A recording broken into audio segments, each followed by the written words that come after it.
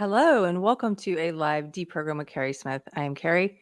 It's nice to meet you. If you're new, welcome. This is a live show I do on Mondays and Fridays. I talk about what's in the news, what's on my mind, what's on your mind. Sometimes we have guests.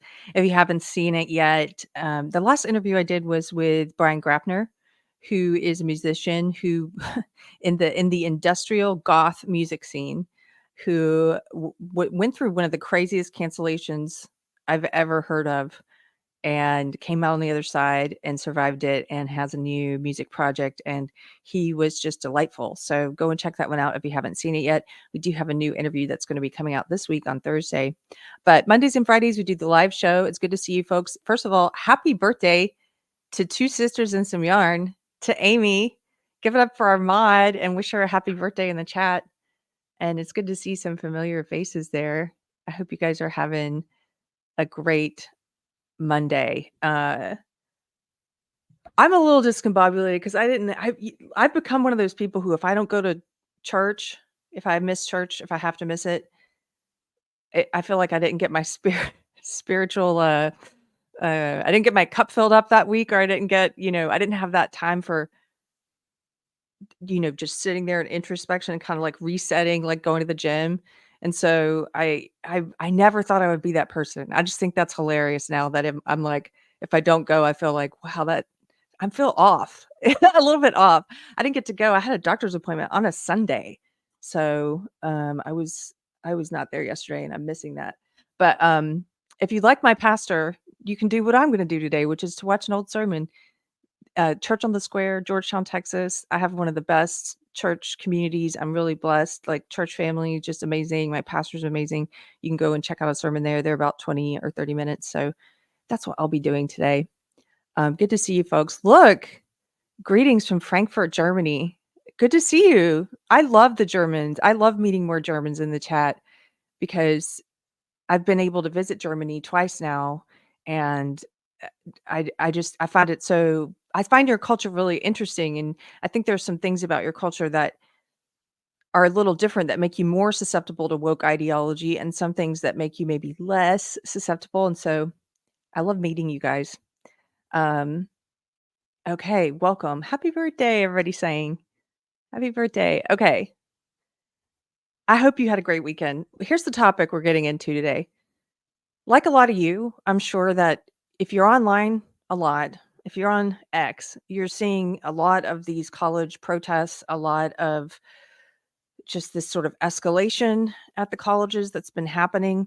And then this past week, we saw a pushback on college campuses from groups that were flying the American flag, protecting the American flag. In some cases, the flag had been had dropped and they were holding it off the ground, but playing "Born in the USA," which is hilarious. That there's so many things funny about choosing that song. I love it.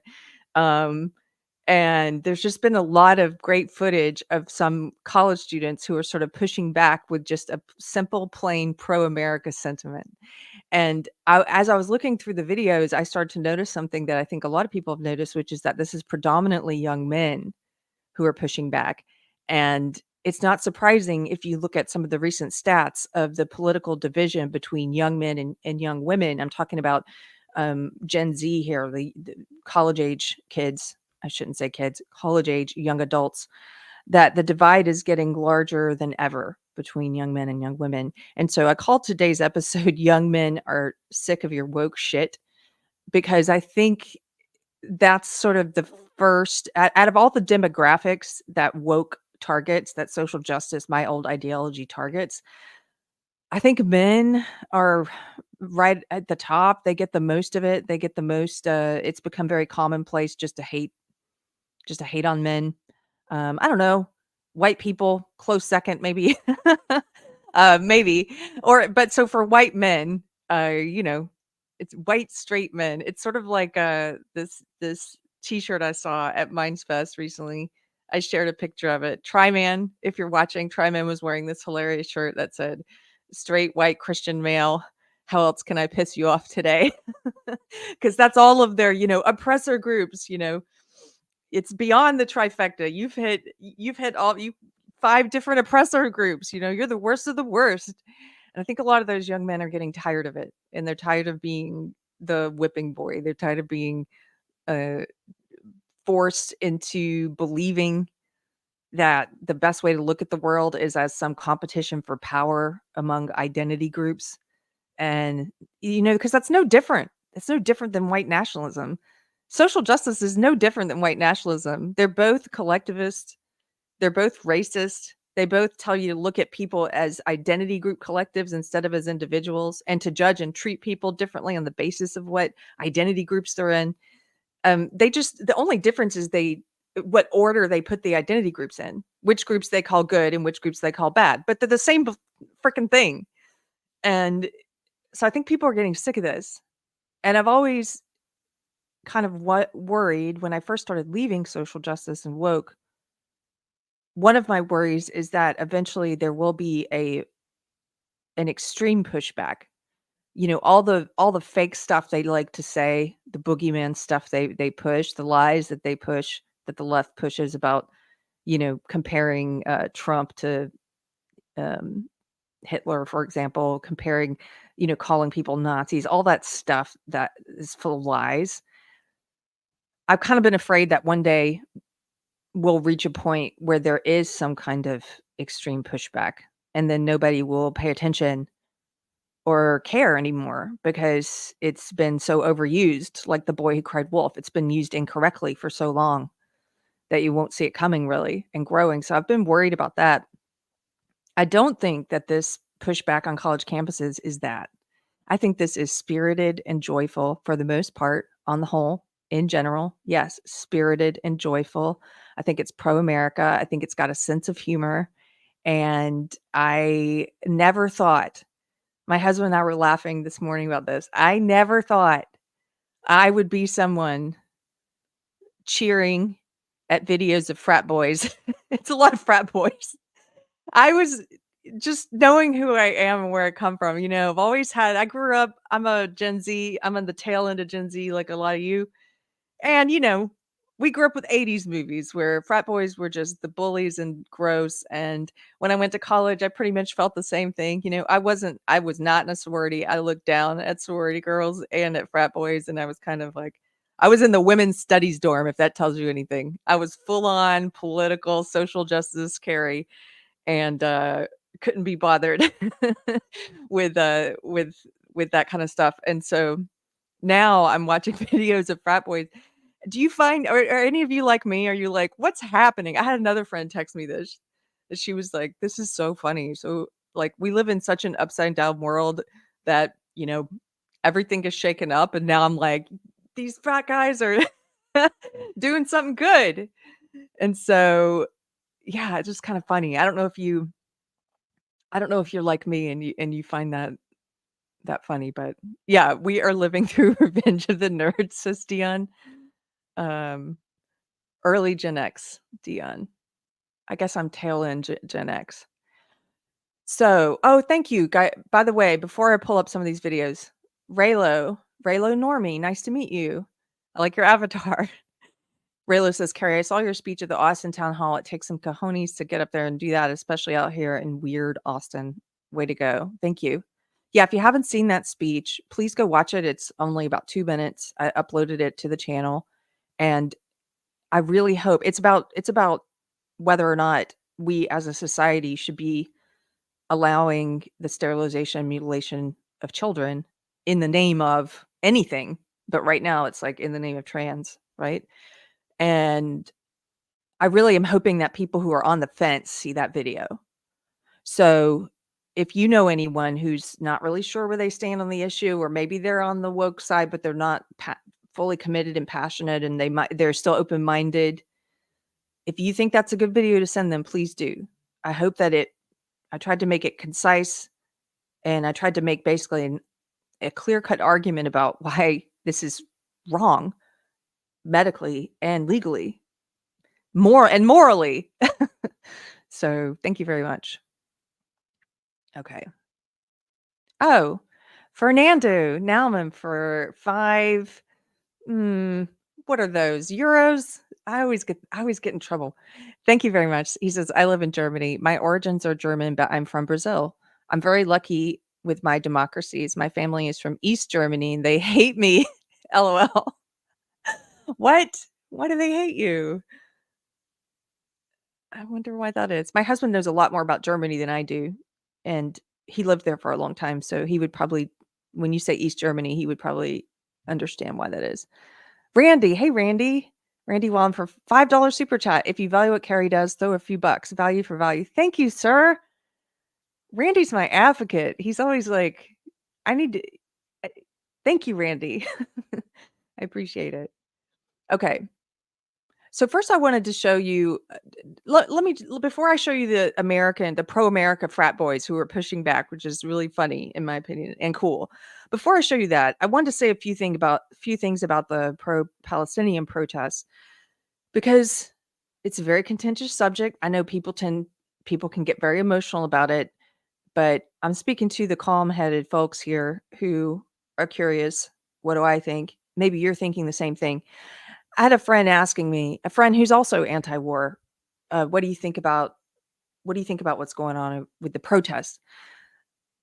I don't know enough about the conflict. I don't, and I'm not going to be a person who's pressured into making um, international geopolitical statements just so I can or hot takes just to collect an audience of people who agree with that hot take. And I've tried to be very careful not to offer my opinion on something unless I've thought through it for a long time and I think I know what's right and what's wrong. And so I'm not going to offer my opinion on that because I don't know enough. And I hear arguments from both sides that I find value in. Um, I will tell you the things I have made up my mind on, and one of those is the campus protests. I think these protests are childish. I think they're immature.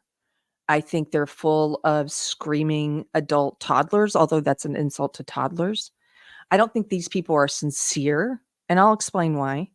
But I think and I think they go beyond free speech. They definitely go beyond free speech because we're talking about illegal encampments that are impeding the way for students to get to class. We're talking about creating an environment where students and professors at some of these universities are being told not to come to class and holding classes remotely for their safety.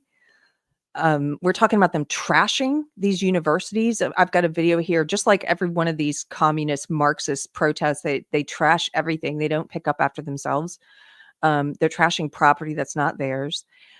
In some cases, they're also destroying statues again, pulling down statues, property that's not there, destruction of property. They're spray painting graffiti with things like "Death to America." I've seen that. Yes, they are.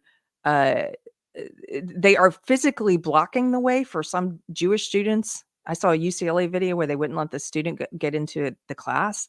This goes beyond free speech. This goes beyond free speech. And so if it were just about free speech, you get no argument from me, even if it's an opinion I disagree with, that's fine. But the tactics they're using are coercive. They're using force. They're destroying private property. And I don't think that any college should be putting up with this. I think the adults need to get in there. Oh, in some cases, they're forcing graduation ceremonies to be canceled. No regard for any student who I saw a video, I think I talked about in a previous episode of a student who said, you know what, the class of 2024, she said, a lot of us like me, we didn't get to have a high school graduation ceremony because of COVID and stupid COVID policies. We didn't get that. We missed out on graduation ceremony entirely. And now she was like, my college graduation ceremony just got canceled because of these protesters. And I don't get to have a college graduation ceremony either. And it's so arrogant of them. They're just like the climate protesters who feel like free speech means that they can block traffic and they can impede on the rights of others. I'm sorry, impeding on the rights of others is not free speech. I do not agree with you being able to you don't have a right to impede on the rights of others. You don't have that right. So, I think they're mostly insincere, and I also disagree with their tactics. So why do I think they're insincere? Let me put it to you this way. I was just somebody mentioned the Austin City Council speech. It was really illustrative being there. I've been thinking about a lot since I was there, just different things that I witnessed and gleaned from it that I've been kind of trying to pull apart and figure out what I think about it. One of the things that was craziest is that a lot of the people who were speaking on behalf of this toothless resolution, toothless meaning even though they passed this resolution, the Austin City Council, they can't really do anything because it's against state law. It was just virtue signaling. It was a complete virtue signal. But so a lot of the people who were there to speak on behalf of this resolution, this toothless resolution, in support of sterilizing and mutilating children in the name of trans, a lot of those people, they look like what you would expect. There were a group of them all sitting together. The way they behaved was very different than the way those of us who were speaking against it behaved. They loudly heckled and tried to speak back and yell back at people who were talking. They booed, they hissed. I mentioned the hissing before. Um, they they looked like you would expect. Like 3 or 4 of them had masks on. There were the rainbow hair, rainbow outfit. There was one tranny named I'm sorry, YouTube probably doesn't allow that word anymore. Hey, guess what? You know who coined that word? Trans people. I mean, I used to represent trans people and drag queens who use that term all the time as a term of endearment, and now we're like, "Oh, you can't use that word now? Give me a break." Um, anyway, this one trans woman who was dressed all in sparkle, like a matching sparkle glitter hat and sparkle rainbow glitter outfit. I mean, it was a lot of rainbows and it was a lot of COVID masks. They're showing all the signs, the outward signs of, "Hey, we're in the LGBTQ plus AI whatever tribe." The thing about being in the woke cult, though, is that there's never any surprises. If you know one of their opinions, if you see one of their cult signs or tribal signals, you pretty much know all of their opinions. You know all of their opinions. They never break outside the herd. You're never gonna meet one who's like, yeah, I'm for trans and kids, but I'm for it's very rare that you would meet one who's like, "But I'm for the Second Amendment." Like, they don't they just go exactly with what the cult says. I was a bit of an anomaly when I was woke. This might tell you something about people who might likely get out of it one day. Maybe this says a lot, actually. I was one of the few who was for the Second Amendment because I grew up in the South. And I used to take woke people to the shooting range. I had my NRA, certificate for, or license for training people in handgun, and that was really like my cult thought it was weird, but some of them would come with me to the range and learn how to shoot, and I was always trying to explain to them why Second Amendment wasn't a bad thing. Um, but that was weird. Usually, you know all of their opinions on everything if you know one. And so, lo and behold, we know that they're this little group of people in their masks, they're all sitting there with the rainbow flags in their masks. When they started speaking about another toothless resolution where they wanted the city council to issue a statement saying they support a ceasefire in Gaza, which what a waste of time. The city council, by the way. This is a war going on in some other country on the other side of the world. You're the Austin City Council. Do you think the IDF's gonna be like, "Hold on, breaking news. We just got an update. The Austin City Council has passed a resolution they'd like for us to ceasefire." So, like, what?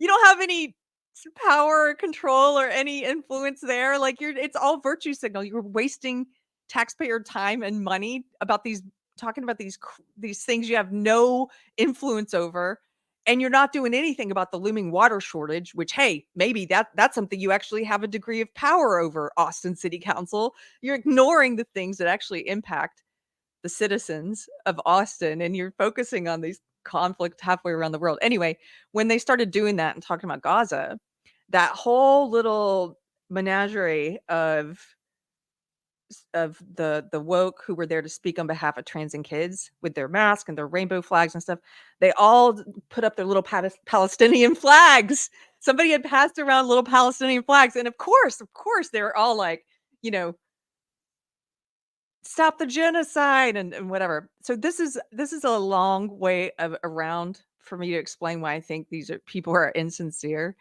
is because it's just a tribal position.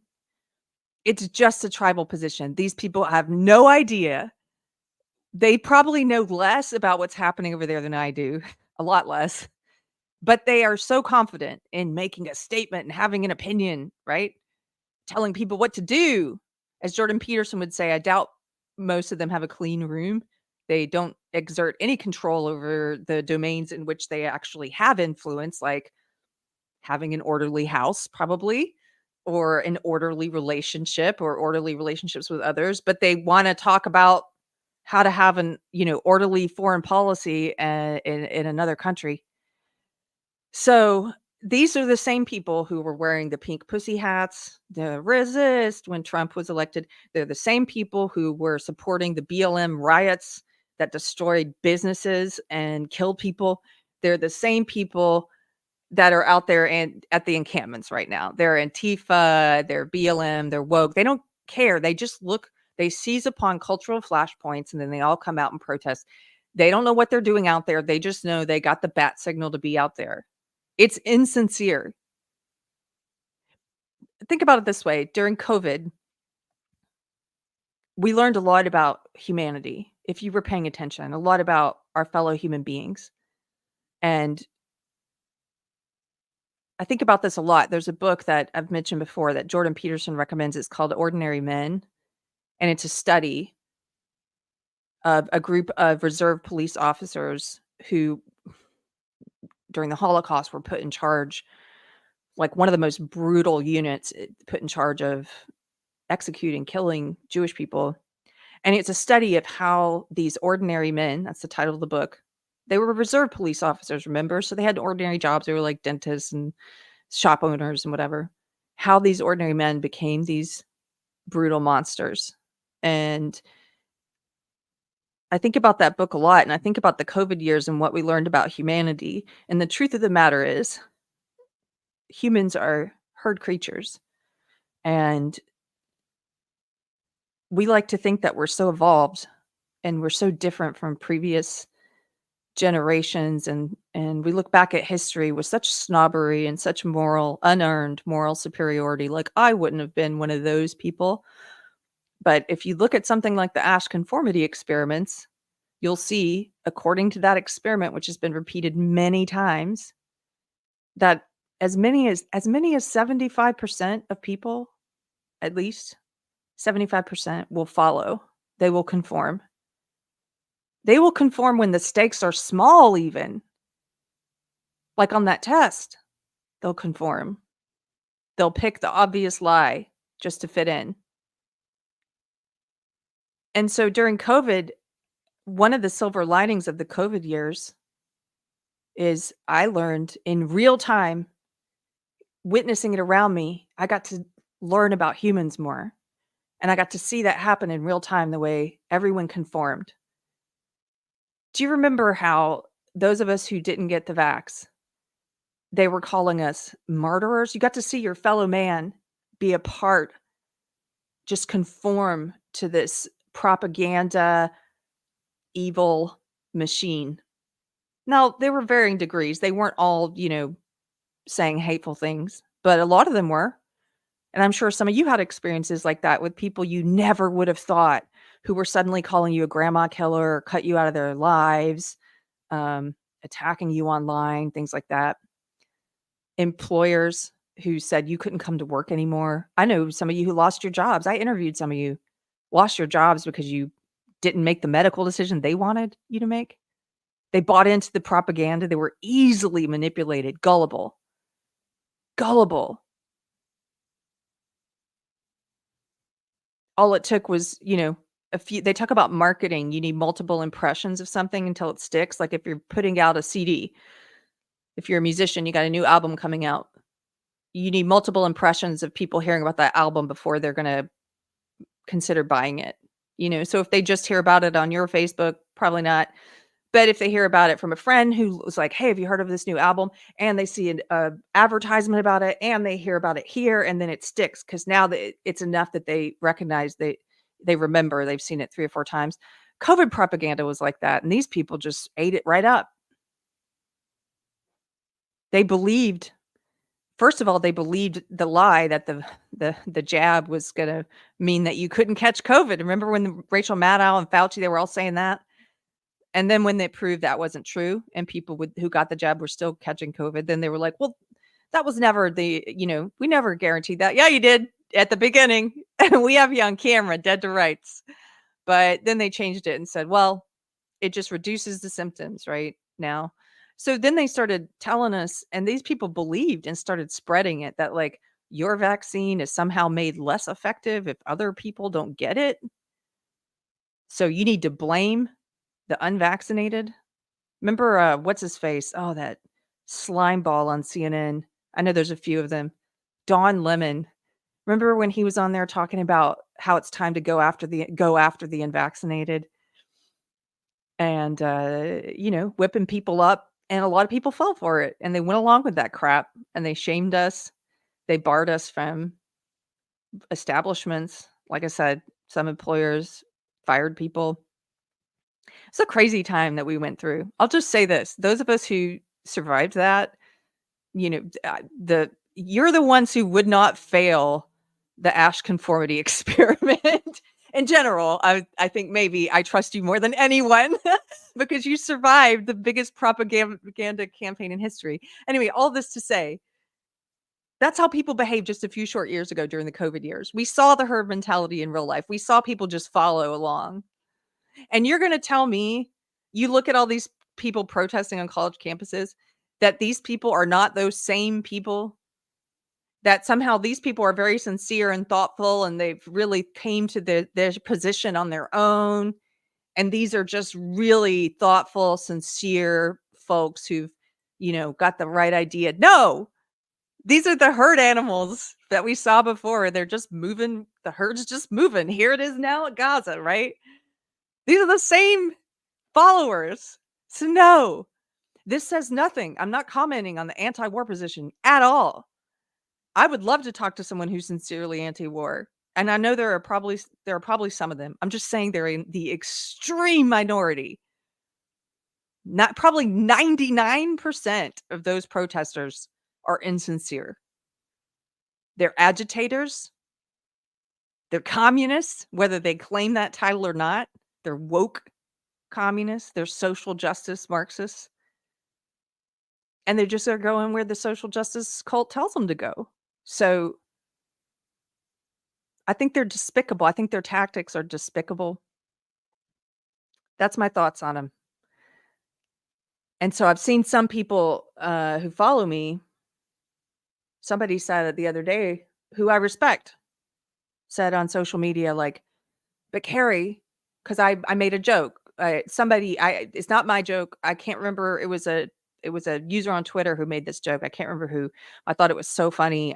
I shared it. They said on college campuses right now, it's the infant fodder, which is funny. Sorry. Come on. I love puns. And some deep truth to them. And this person kind of got upset by that, and they said something to the effect of, yeah, these students who are standing up for principles, who are being very principled, and who are risking it all to end genocide, they're just like infants. And I'm like, you and I obviously have a very different point of view on what these students are doing, why they're doing it, and what they're risking. I mean, give me a break. What are they risking? What? I heard somebody at the Austin City Council refer to this. Is one time I didn't heckle like they did, but one time I laughed out loud. I sometimes have a very loud laugh if something catches me off guard and it's funny. And I laughed out loud at one point because this guy at the microphone said, "These students who are protesting at the college campuses right now are going to go down in history like the protesters against the Vietnam War." And I just was like, what? No. I just started laughing. These crazy narcissists over here were the little black. You're saying they're like the anti-war protesters against Vietnam War? I don't think so. I don't think so. If they are, that's giving me a new way to look at the protesters of the Vietnam War. But I don't think so. I think they're very different. I don't think these people are sincere. I don't think that they're principled at all. I think they're quite the opposite. They're unprincipled and they're willing to impede on the rights of others, and they're willing to use violence and censorship and intimidation and shut down classes and whatever they want to get their way. They don't have principles. And so that was kind of funny to me that people see it that way. Andrew Joyner, thank you for the super chat for £2, sir. He says, I'm just obeying Randy. Well, thank you very much for doing so. Thank you very much for the super chat, sir. Fernando became a YouTube member, my German friend. Thank you. And so did Tubby Lumpy. Tubby Lumpy, I like is that a braided beard? Good to see you. Thank you for becoming a member. Okay, let's watch one of these videos. Just to illustrate my point about young people and the ones who are just following and don't know why they're out there, and they're just doing it because that's what their tribe is doing. And they can't articulate their opinions or their beliefs. This is a red flag. Leftists, if you're hate watching this video right now, I'm going to say something to you. You should become, before you get to the end of your life, and it's too late, you should start thinking about the big picture questions. Who am I? What do I believe? How do I behave in an honest way? What do I value? What are the virtues that I value, right? You should start thinking about those things sooner rather than later.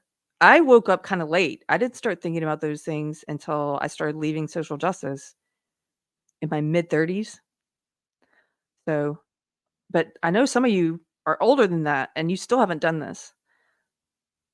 You need to start thinking about what you think about things. If you find that you have a position on something, like these students do, where they're out there protesting, and you can't articulate that position clearly in a way that the average person can understand, if you don't feel comfortable explaining yourself, and if you don't feel compelled to explain yourself because this is something you believe in passionately, right? So you should want to be able to talk about and explain it like I did at the city council. You should be able to speak about it. If you can't do that, if you can't articulate your position, I'm asking you to consider that maybe it's not your position. It's not your opinion. You haven't done the work to hold that opinion. You've received somebody else's opinion, and you're speaking it as your own. That's a form of lying. It's a form of not living honestly. And I think it deep down, that's why a lot of you guys have a lot of anxiety issues and depression and other things, because part of you knows you have that background anxiety, because part of you knows that the things you're saying are not really your opinion. You can't defend them. You're on shaky ground. So let's watch this video. Let's see. Okay. This guy, I should say, I should give you his name. I don't have it pulled up. I'll give it to you at the end. But this guy's great. Standing outside of a Palestine protest, and today we're going to be asking these students why they are protesting, because I've seen videos and I don't know if all these students understand exactly why they are here, or if they're just joining the crowd. I want to know if they actually understand why they are protesting and see if they can give me any good answers. What are you guys out here protesting for? No comment. Why are you guys out here today? Speak to the organizers. Why can't I wanted to ask you though. Okay, let's just look at them for a second. No comment, first thing, right? They're all wearing the scarf. This is the new, and you still got some of the herd tribal mentality. You still got some of the COVID masks left over. There's one there on the left. But they're all wearing these tribal signals to let you know what tribe they're in. She's also got a rainbow flag little thing there going around her waist. So they've got all the tribal herd symbols. There's another guy back there look at the medical mask in the back. Look at the COVID mask in the back. There's still, some of them in this herd are still wearing those symbols as well, like they were at the Austin City Council. These are cultists. These are all cult symbols. Let you know what cult they're in. Do you remember when I forget what state it was, got rid of the mask mandate, and David Hogg, he's one of the figureheads of this cult. David Hogg said on Twitter, he said the quiet part out loud that we all knew. He said, I don't want to stop wearing my mask because I don't want people to think I'm a Republican. He said that. How shallow are you? What a surface level person. What a tribalist. And not even self-aware enough to know that you're disclosing that that's what you are to everyone. He just said it right out loud. These things are tribal symbols for them. That's how they interpret them. He wanted to keep wearing his mask so everybody knew he was what they think of as a good person, that he was in the woke leftist cult. And that's where a lot of these are still wearing that COVID mask. So some to hide their identity, like Antifa. It's all melding together, isn't it? The Antifa mask, the COVID mask, and now this Israeli scarf. Not Israeli, Palestinian scarf. I know what these are called, but I'm blanking on it. My husband actually owns several of these because he used to live in Europe, and he bought these in Europe, and he didn't know. Like now, he doesn't. He's like, I don't know if I can wear them because now they've adopted all this meaning and symbolism, and I don't want someone. Now everybody's wearing them, and it's supposed to mean something, and so he's gonna have to get a new kind of scarf anyway. Official statements from the organizers only. In the simplest terms, why are you guys protesting? Why are you guys protesting today? Yeah, I don't think it would be a good idea if we... Why are you guys protesting? Just to be a part of the cause. And what's the cause? Yeah, I'm not the right person to talk to either. It's not our job to talk. We're just here to support. Did you hear what she said? Just to be a part of the cause. She's the only one who's spoken to him yet. Everybody else says, I'm not going to. I'm not talking to you, whatever. She says, I'm here to be a part of the cause. What cause? I'm not the right person to talk to. She can't explain it. And then this guy here on the right says a classic woke phrase. This is in the woke dictionary. He says, it's not our job. That's one of their phrases. That's one of their deflections, their most famous deflections. It's not my job to. You owe me. I'm not doing free emotional labor for you. That's what they say. You know what it means? It means I can't explain my position. I am actually unable to do so. We're not the spokespeople of this event. This is the wrong people to talk to. I'm not asking for the spokesperson. I'm just asking why you guys are protesting. This is... Even though we would call the police if we're in trouble, the police are a repressive... Oh my goodness. Okay, let me back up for a second. So they were just chanting NYPD is KKK. Talk about lies, right? Talk about speaking untruths. You dirty your soul. I fully believe this. You dirty yourself every time you say something that's untrue. You pollute yourself. And it makes you more likely probably to say other dirty things that are not true. And I don't care if it's just a slogan like this. You think it doesn't mean anything because it's at a rally or whatever, and I'm just going to chant this with everyone else. By the way, you've just completely minimized what the KKK was. Completely minimized it and dismissed it by doing this. No respect for victims of the KKK. So we're about to get into this woman talk about, this is their cognitive dissonance. She's about to talk about why the police are evil. But listen to what she says at the end. This is gold. Even though we would call the police if we're in trouble, the police are a repressive system. They do not do any good for any community. They are not stopping crime. Police arrive after crime has been committed. We fund the police as if they solve all the community's problems.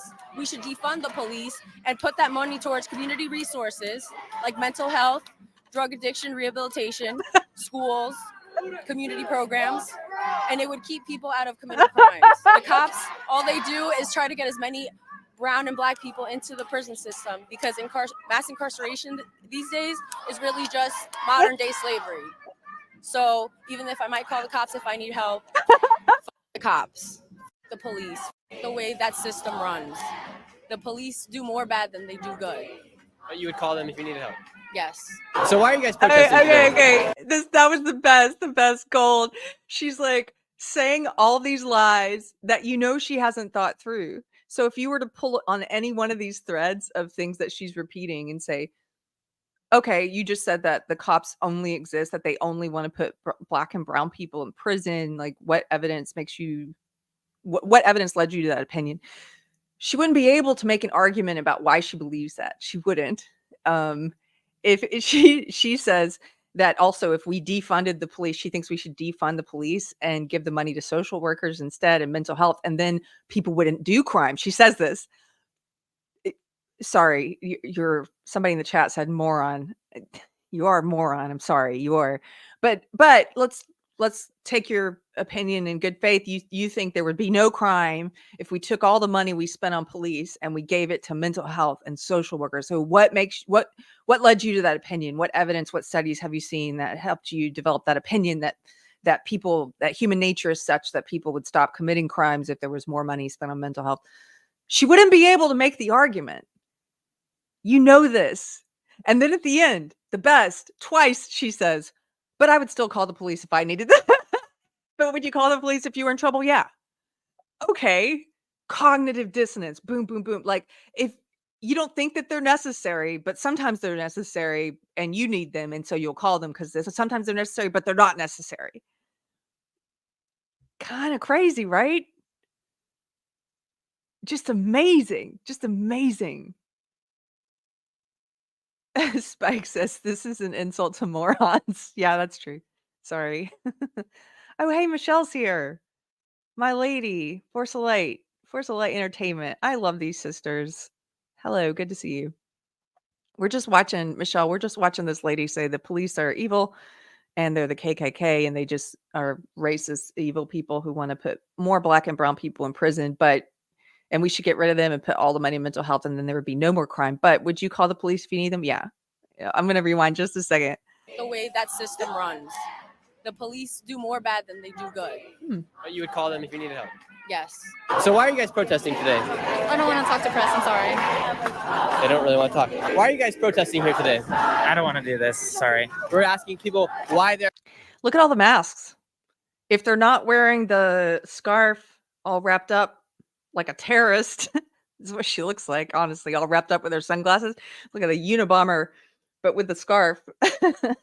If they're not wearing that, they got the COVID masks on and waving it's like all the symbols. It's sort of like that meme, like, I'm here to support the current thing. They just keep adding stuff on the current thing meme. So now they got the Palestinian flag on the current meme.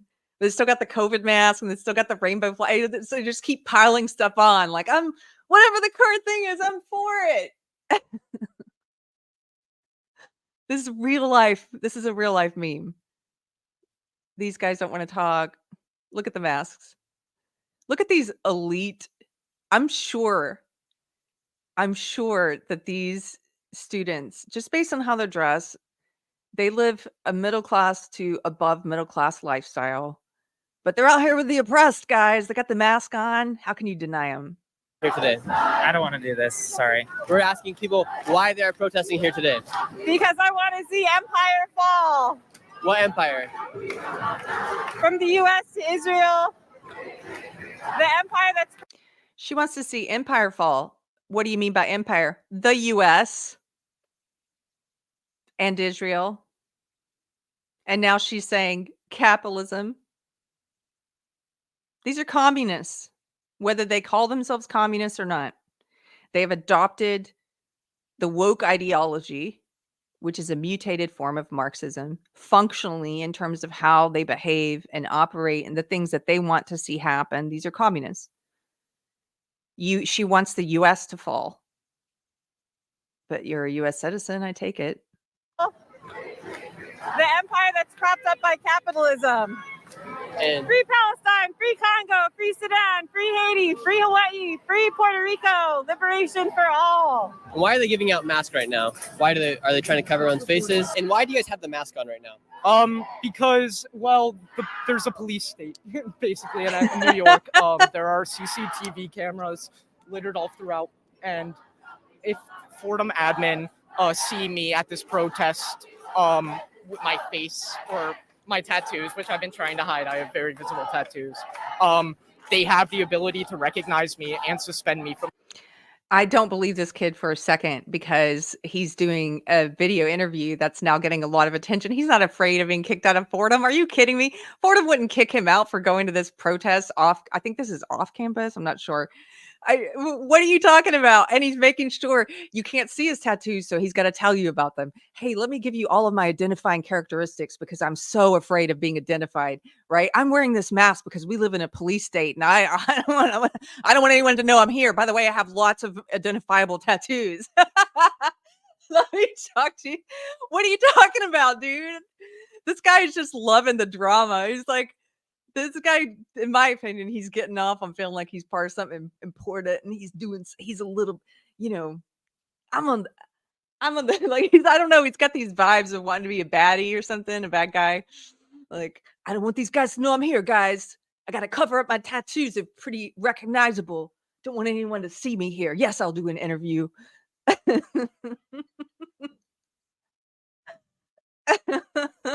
What? Wait, back up just a little. This kid, he's just funny. Poor kid. Trying to hide. I have very visible tattoos. They have the ability to recognize me and suspend me from the university for speaking out against the apartheid state of Israel. Okay. And if they do not divest, will you guys be willing to drop out of this university? Well, that's the issue, is that I am here for a better education. And if I don't receive this education, in some ways, I feel like I'm not doing my duty to the world by bettering that myself. Yes, that's the best part.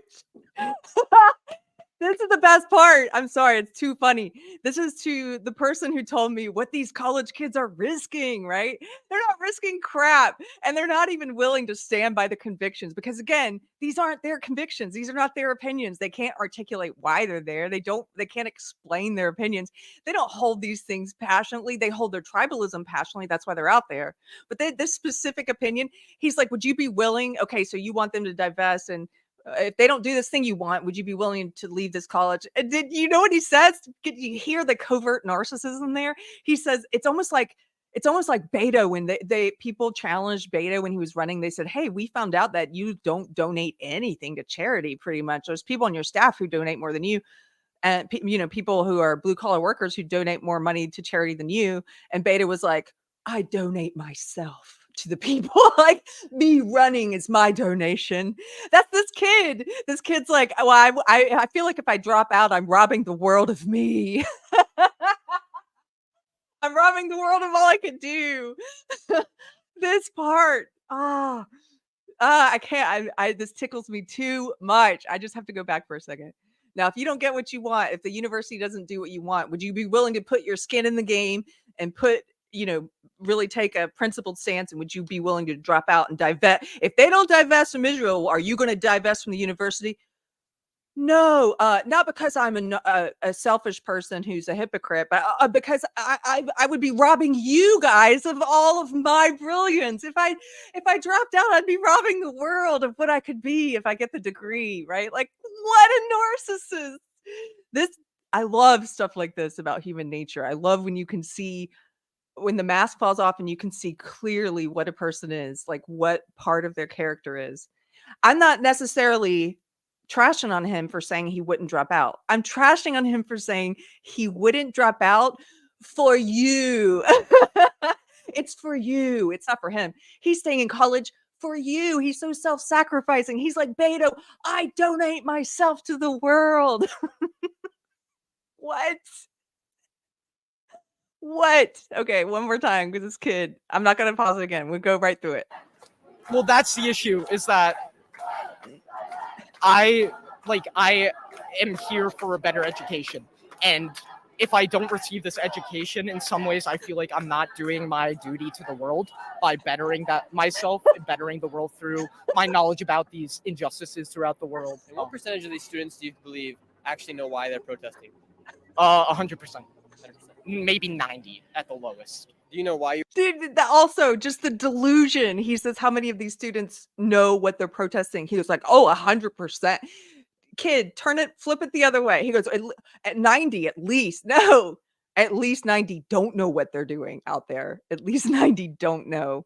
Look at this lovely lady. Look at these women with the headscarves and the COVID masks together. They got all the where's the rainbow flag? They could have popped for a rainbow flag. What's it called? A cravat, the thing that comes through the at the collar there. Really done it up nice. Maybe 90 at the lowest. Do you know why you are protesting here today? Yes. And what is that reason? No comment. Why can only the organizers speak about what's going on here? No comment. Why not? No comment. We will not stop. We will not rest. It's closed. Divest. We will not stop. We will not rest. It's closed. Divest. What would you like them to divest from? What would you like them to divest from? Fordham hasn't. They don't release where they're putting any of their money. It's very secretive, and so we want them not only to divest, but more importantly, disclose. Is that the main reason why you guys are here? Because you want the school to divest from Do you have a organizations? press pass? I'm just an independent person here.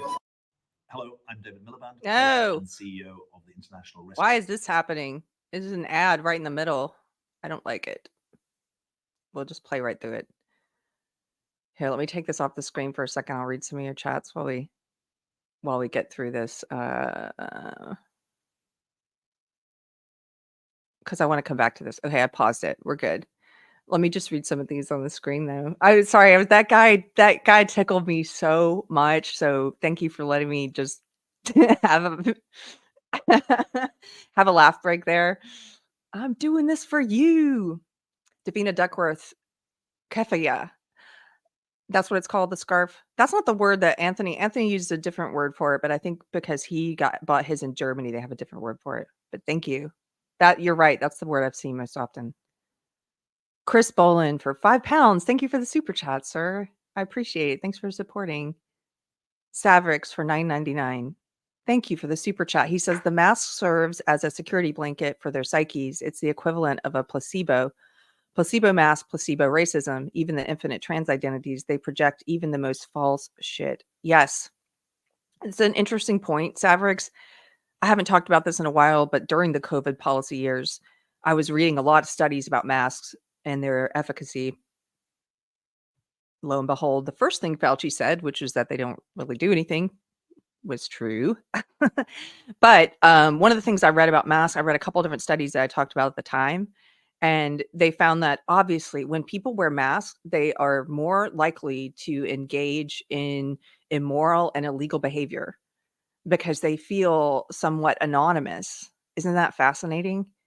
And they did these studies where they would ask people to do certain things. Some people would be masked, some people wouldn't, and then they would switch them or whatever. If they were wearing the mask, they would be more likely to engage in illegal and immoral behavior. And you can kind of see the same thing happen online. I think that's why you see anonymous accounts can sometimes be just completely vile and aggressive and attack people and hostile online because they're behind a mask of sorts. They're online. There's that distance. People don't know who they are, and they probably wouldn't engage in that same kind of behavior if they were face to face. But yes, I think that when you see these large groups of mobs who are masking their faces, it immediately should give you a red flag. I don't care what they say the reasons for. They're wearing a mask because it reduces their personal attachment to whatever it is they're saying or doing. They're hiding their identity. It's not just a virtue signal to show you what tribe they're in. It's also to hide their identity. That's why the Antifa folks wear it. The Antifa, which is like, it's one of those crazy Orwellian names. They're not anti-fascism. They are fascists. They are fascists who call themselves Antifa. Thank you for that. Dawn says they think they're rebels. It's so sad. Yeah, that guy with the tats, right? I've got some recognizable tattoos. The 5-0's out to get me. The blues are coming, man. The narcs are out to get me. Yes, Fake. The narcs are out to get me, man. It's the 5-0's. Keto and crime for $5. Hey, Tracy. Thank you for the super chat. She says for a second it sounded like the chant was we must increase our bust. Only ladies of a certain age know this chant, probably. This is totally a Gen X thing, right? We must increase our buzz.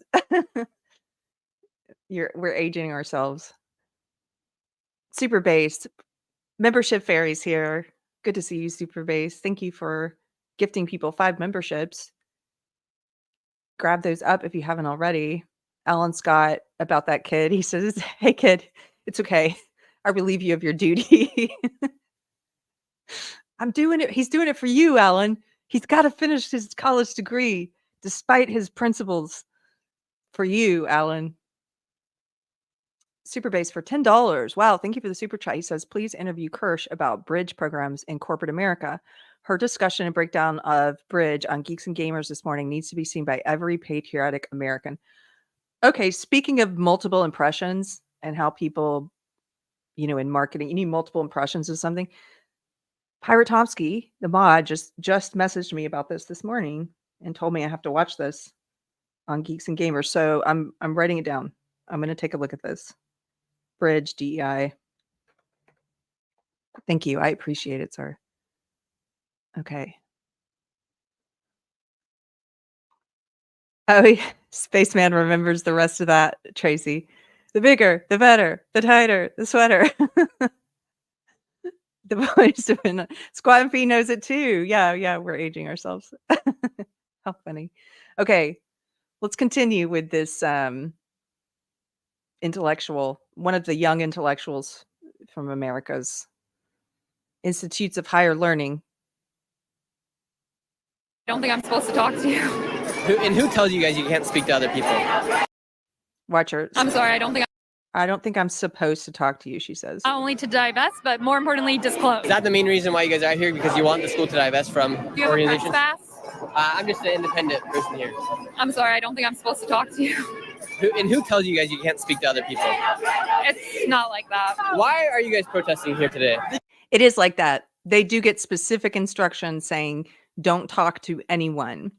That's true. They get told that. And Mystery Chris and I went to a drag queen story hour at the Leander Public Library. And we figured, because we look like leftists to some degree, more than others. I was wearing a crazy dress and hat and had a parasol. And we were just like, we're going to blend in. They're going to talk to us. They would not. They would not talk to any. They get instructions. And I know this. I used to be in the Woog Left. They get instructions from different organizations. Don't talk to anyone. Because they know that these people can't defend their positions, and they don't want them out there speaking and doing what these guys are doing and illustrating the fact that they can't explain why they're out there. They don't know why they're out there. So they tell them not to talk to anyone. They say, when we were at the Leander Public Library, I heard it was a father and some young, he had some sons there with him, and he told his sons, don't talk to her because she'll try to make you look stupid. Like, no, I'm just going to air whatever you had to say. But they tell them, don't talk to anyone, because they know they can't defend what they're saying. They can't articulate it. Because there's a genocide going on of the Palestinian people, and 17,000 people have been killed. Please. Hey, she's letting me talk to her. And so why? This is something else they do. You just saw this arrogant asshole, I'm going to use that word, this woman here, try and cover the camera with her flag. I've had this happen to me as well. When they protested us speaking at the Austin Public Library, the Women Leaving the Left event, and they banged on the windows and they tried to disrupt the event, much like these people. It's not enough to do free speech. They went above and beyond free speech, and they tried to intimidate ticket buyers who were coming in. They took their photo and threatened them, made threats while they were coming in. They also banged on the windows. So they were trying to, it's not enough for them not to come and hear us speak. They wanted to make sure nobody else could hear us. They wanted to impede on the rights of others. And so I went out there and was filming them for a second, and they all try to cover the camera. They do this all the time. They did it in Georgetown too, at the Pride thing. They try and cover the camera, which doesn't make any sense. If you believe passionately in something, you should be able to explain why succinctly, because you've thought about it, right? You have in your own words why you're out there. You should be able to do that. They can't do that. Also, if you believe passionately in something and you're demonstrating, you're trying to get attention, you want people to see the demonstration, right? To get your point of view out there, then why do you have a problem with cameras?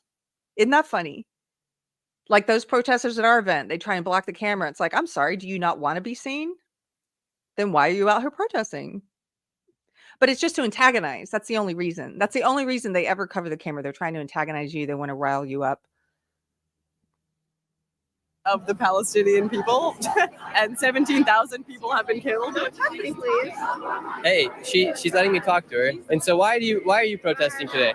Again, because like 17,000 people have been killed, so that's why. And for the school to divest in funding companies that are providing Israel with weapons and arms. And what companies would you guys like the school to divest from? That's all. Do you think the majority of these college students know exactly why they are protesting? The majority of them know nothing. I grew up in Israel. Yeah. I moved here 27 years ago. I've been to explosions. I've been to the shit. I don't believe in any God. I don't believe in any government. I believe in people. None of those people got their info. Okay? This is something that's been going on for years. None of them has anything to do with it, and none of them is going to lose anything where my parents sit under missiles. Not bullets, missiles. So what I think about, I think that's what white kids in America do. We have a country that's so good here, buddy, that we have time to bitch and moan and other shit, and you don't need to sit in the shelter and hope it's not landing on you. That's the reality of it. And do you think any of these students would be willing to go to where the problem is actually happening there? No. in 100% no. Basically taking over the school, that's like me taking over an apartment. This is a little more, same thing. We had the riots here. Everybody started breaking into stores. That's not a protest anymore. They've been screaming for days. Nobody's listening. I haven't seen anything done on any level, not even our government. So Yeah, do you think there will be any results to these protests? Absolutely not. No one in Israel sees this. They see this 2 minutes a day. No one got even electricity to see this. If you want to know your Yeah. That's all. Like every piece of history, nothing is black and white. In your simplest terms, why are you guys protesting right now? I'm not going to give you like a specific answer. I have my own reasons. Many other people have their own reasons. Okay, so you have your own reasons. So what are they? I mean, you wouldn't be out here at a public protest if you didn't feel passionately and want people to come around to your position, right? That's the whole point of a protest, right? You're trying to increase awareness about your position, and yet your reasons are secret. Again, it makes no sense. And he's got the mask and he's got the flag, and all it's missing is the rainbow lapel pin. I've got my reasons. They're mine to know. We feel a sense of responsibility. Some of our tuition goes to that. And do you believe these students are standing up for the right cause? Certainly, I do believe that these students stand up for the right cause, and the same do I. I stand up for Palestine because I believe that everything that was done to Palestine from the very beginning is wrong, and not only wrong for Palestine, it's wrong for the Jewish people. It is fueling this endless cycle of bloodshed where everyone suffers. And what are you guys out here protesting for today? I got to give it up for that dude. He can say why he's out there succinctly. One of the few. Also, he's not one of these young students. He's not one of the college-aged kids out there. Sorry, who are you with? My name's Nick Shirley. I'm just a YouTuber. You're a what? A YouTuber. I'm good. What are you guys protesting for? So we're protesting for Fordham to divest from. Oh my gosh, put your mask back on. Wait, you got your mask down and you're talking. What if he gets COVID from you? Any connection to Israel or supporting the genocide that's going on in Palestine right now. And would you guys be willing to walk away from this university if they do not divest? I mean, me personally, I'm already walking away. I'm graduating, so I will be leaving in 2 weeks. I'm not sure if other students feel the same way, but our main goal with this protest is actually not to leave, to physically stay in this place until they divest, which I think is more important than us leaving as students from the university, because I just don't think that us leaving means that we're no longer here to protest. That means we're no longer here to have our voices be heard, so I don't really think that's the most productive. And where are you from? I have to give it up for her as well. One of the few, right, that we saw, one of the few who actually is willing to talk to him, and also, not with anger and antagonism in her voice. Whoever you are, young lady, thank you. Thank you for that small thing. Thank you for that. Thank you for being willing to say, here's what I think. I don't want to talk to people. Wait, what? Why are you guys here today? We're not interested. That woman that she said, I don't want to talk to people. And then she goes, do you see the sign? Yeah, it says Palestine will be free. So what does that have to do with you not being able to articulate your opinions? Gosh. And we're getting ready to watch the biggest dunces. Wait, what? Why are you guys here today? We're not interested in speaking with you. What do you We're not interested in speaking with you. All have their masks on. We got the scarves. 2 of them got the scarves. Cult. It's a cult. We're not interested in speaking. That's what cult members do too, by the way. You got to talk to the cult leader. We don't have permission. Are you from the media? Get me back to my cult. Like, you got to talk to the cult leaders. We don't have permission. You're the bad guys. We're not interested in speaking to the bad guys. We're totally not in a cult. Interested in speaking with you. What are you guys protesting for? For Palestine. Our college hasn't made a stand yet, and we as students are not for it. Okay, what are you guys not supporting? What are you guys against here? The settlement of Palestine by Israel. Okay. Why do you think a lot of the students here are afraid to talk, or they won't talk to other people that have cameras? I think it's because the school has been threatening that they would suspend students and like make arrests. A lot of people are getting doxxed. That means like people are finding out their personal information and they're threatening their personal life, things like that. That's why people are scared and wearing masks. Scare us off, but I'm sorry. I also don't believe that allegation because I've seen so many liars and psychopaths use that. Just in my experience in the past few years, I don't believe it. I've seen them lie and say they get hate mail or they never produce the results. And as someone who puts my face and name out there, my real name out there, and I say what I want, I get my share of hate mail. I get my share of hateful comments. Yes, I have been doxxed, but I don't think that you being at one protest, I don't think that's enough to you to be like, oh, I've got to hide my identity like that other kid. I just don't. I don't buy it. I don't buy that it's fear of doxing that's got people covering their faces. Also, I just kind of don't. I'm not saying everyone has to be this way, but I'm not about to be a coward. Like, I'm not going to. Before I got over my fear of speaking against social justice, I was using an anonymous name for a while, criticizing it on Twitter. And I was using that account to kind of vent what I really thought about things before I got past my fear. I used it for a couple months. And then I finally was like, you know what? Put up or shut up. Like, put my name to it. Here's what I think. And so I just, yeah, I'm like, I don't know. I don't think that's just me. Maybe you guys think that she has a valid reason there. But hey, kudos to her and this other guy. They're not hiding their faces. They're saying what they think. Hats off to them. Is it going to work? Not really, no. How long are you guys willing to stand here for?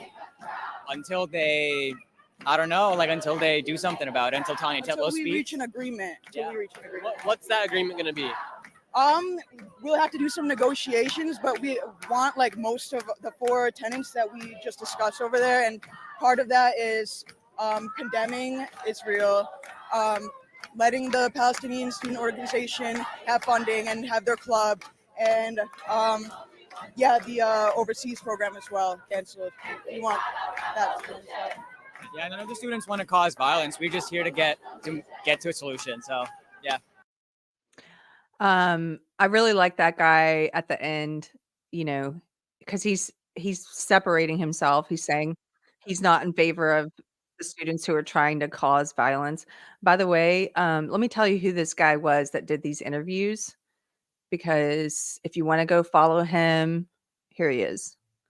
What's his name? Nick Shirley.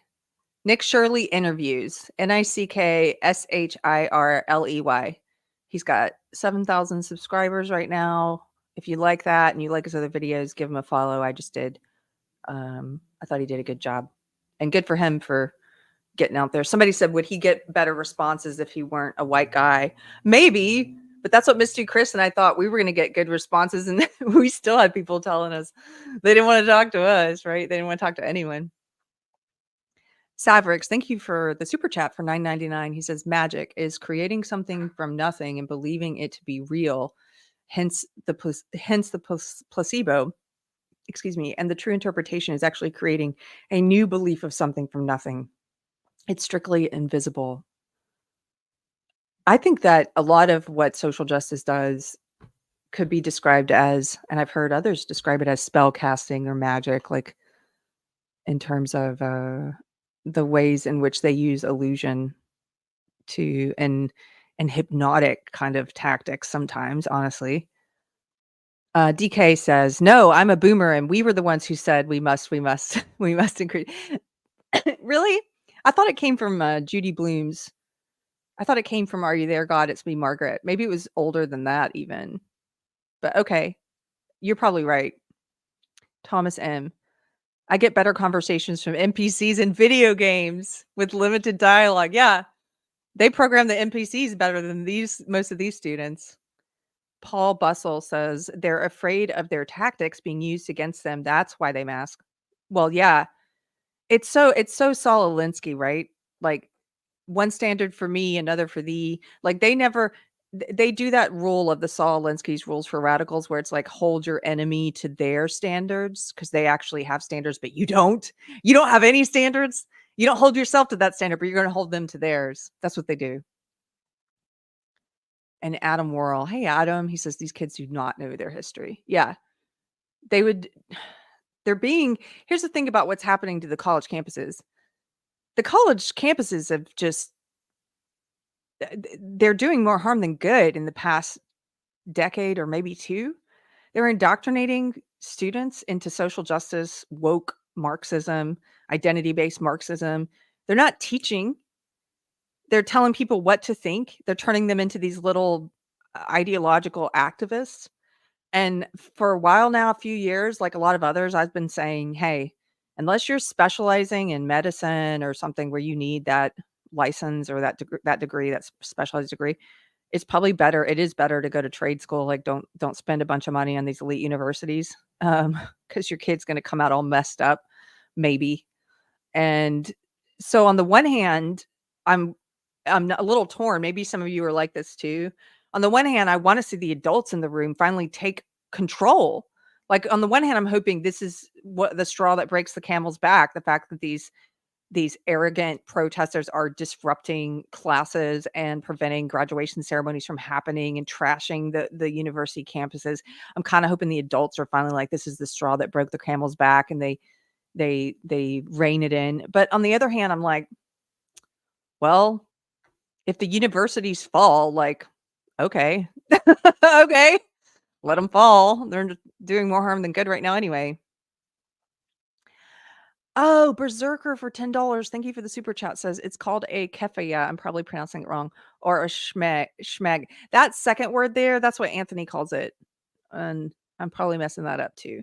But that's what he calls it. I don't know the origin of that second one, but that's what he refers to it as.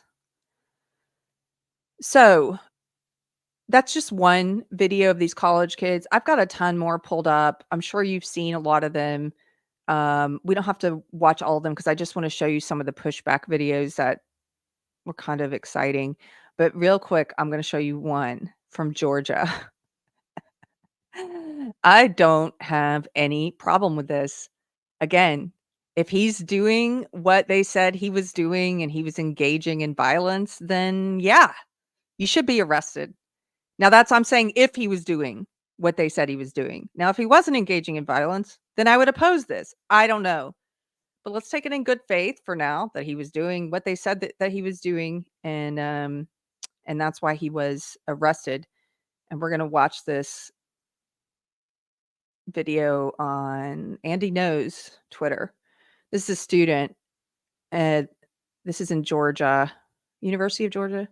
I'm sure you guys have seen this one. I just think this one is brilliant because this is him behaving like a toddler. First of all, he's got the scarf on, of course.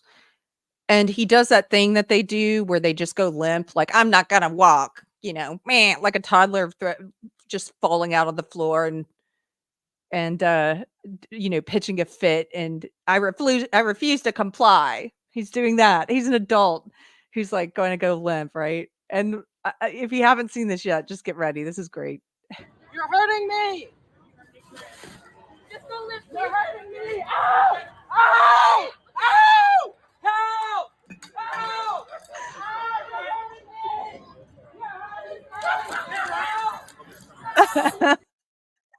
Oh man, And you can even hear him when he goes limp. You can hear somebody off screen tell him, just go limp, which he's doing. And then all that stuff about you're hurting me. I don't believe any of that. You're just crying wolf. You know, this is a man. This man was like, I guess I'll just pick you up by myself. Like, yes, brawn. You know why I like that? Because I like seeing adults in the room, and I like seeing some brawny men taking care of business, you know, not putting up with this childish crap from other adults. Yeah, like a 3-year-old. Yes, exactly. He's like, just go limp. None of that stuff. I don't believe any of that stuff. He was screaming, I can't breathe. Yeah, I don't believe that. I saw some people freaking out there. Again, when I shared this, they were like, oh yeah, you're just supporting the authoritarian police and police brutality. I don't think this is police brutality, dude. You believe that kid? You believe that young adult, excuse me, who's like, oh, I can't breathe. Like, no. Histrionics, trying to manipulate someone. No. That's not, and I think you minimize actual police brutality when you try and say that that's what this is. You minimize actual police brutalities. And I have eyes. I'm not as easily fooled by some of these things as some of you are, I guess, or some people are. I'm not easily fooled by these college protests. I'm not like, I don't think they're sincere. No, and I don't think that student was sincerely unable to breathe. Here's my husband. Awesome. I'm sorry. Now I'm coughing. My husband's running some errands today. So it's good to see you, babe. Thanks for tuning in.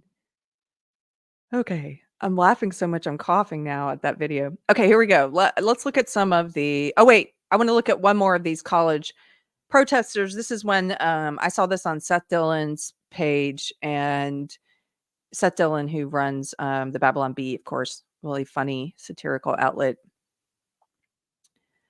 A lot of them are out there. Not only are they destroying public and private property, statues, defacing private property, and spray painting stuff like Death to America. Not only are they forming human chains and trying to prevent students, especially Jewish students, from going to class, not only are they trashing the university and setting up illegal encampments, not only are they forcing universities to cancel classes and cancel graduation ceremonies, but some of them are openly supporting Hamas, supporting terrorists.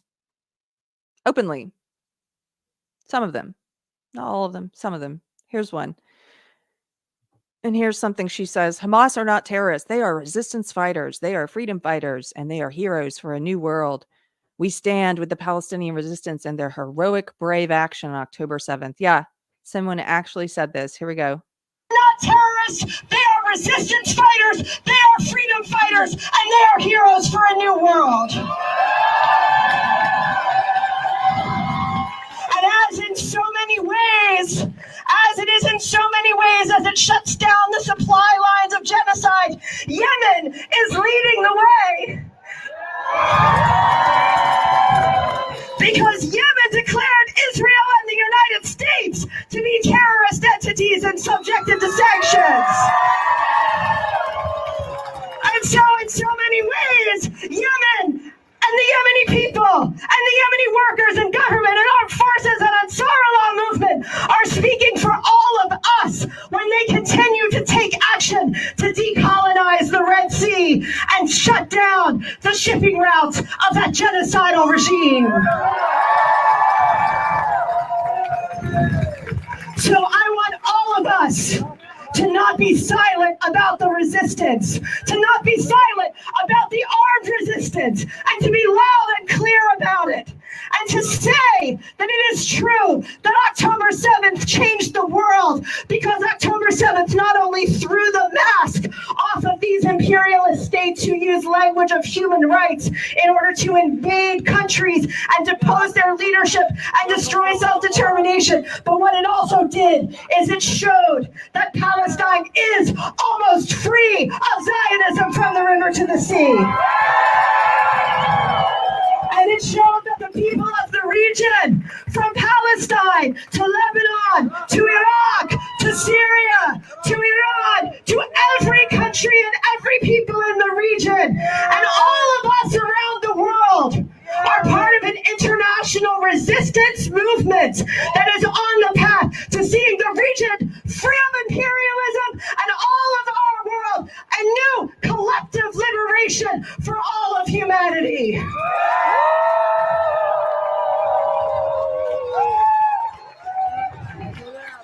Hamas, Islamic Jihad, the Popular Front for the Liberation of Palestine, Hezbollah. Yeah, it goes on and on. We're going to stop that crazy woman right there. But hey, this isn't the only one I've seen. I played on a previous episode. Remember the student who was saying into the camera, "We are all Hamas." Like, this mind virus has some of these American people saying stuff like "death to America" and saying stuff like Hamas, who brutally kidnapped, raped, and tortured and murdered people, that they were somehow freedom fighters, and that's totes cool, guys. It's led people to that level of craziness and evil.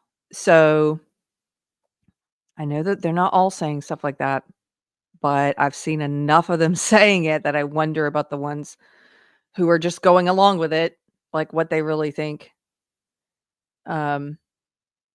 Yeah. It's a little, yeah, definitely batty. Sorry, Thomas. He says I have to mute the clips because I can't take it. I know. I'm sorry, Thomas. And she was loud too. I apologize. That's the last terrible. Now I'm going to show you we're going to do a palate cleanser with some American, pro-America demonstrators. That's what I would call it. And I'm going to get ahead of the detractors here and just say, if because I already know when I was sharing these, I already could hear them in my head, what they would be saying, which is like, "Oh, I guess you don't mind protests when it's the pro-America guys, do you?" No, here's the thing. I don't mind protests no matter who it is, even if it's this crazy woman saying what she wants to say, let her say it. I don't agree with these bills they're trying to pass or whatever that say you can't say certain kinds of speech. I don't agree with those. I believe in free speech. I don't have a problem with speech. I have a problem with the stuff that's not speech. I have a problem with these students impeding on the rights of others. That's what I have a problem with. And I have a problem with violence and pretending that violence is speech. And the minute that you see any of these pro-America frat boys start setting up illegal encampments, trashing the university, forming human chains so that students can't go to class, defacing public and private property, destroying statues, spray painting "Death to America," graffiti, stuff like that. The minute you see them doing any of that, let me know. Then you'll see my opinion's different. But as far as them getting out there with American flags and saying, "Hey, we're here to say yay America," yes, I'm cool with it. And yes, I think it's needed to see this kind of cultural pushback. And I think what it says is that young men in particular are getting sick of this woke shit. And they're out there with their symbols. They're out there with the American flag as a symbol. And they're out there in a spirit of fun and joy. And let me just show you some of these clips. Okay, here we go. Now, this guy is from the University of Chicago, and somebody slowed it down. I'll show you this version that's not slowed down in a second, but let me start with this version because I love this. It cracked me up. Somebody slowed it down and put the Rocky music on it. If my friend Little Ragamuffin's watching, she loves Rocky. So Little Ragamuffin, this is for you. And I love this so much. It's like a video meme because of the music and everything. I might get in trouble for playing this to the Rocky music, but I don't care. We'll see. They might demonetize this. They will probably demonetize this video. Let's just do it because it's fun. You got to hear the music. I saw this. I played this like 100 times just to get pumped. I'm like, I'm going to start every morning with this video. Also, it's the cowboy hat. Look at the cowboy hat. Here we go.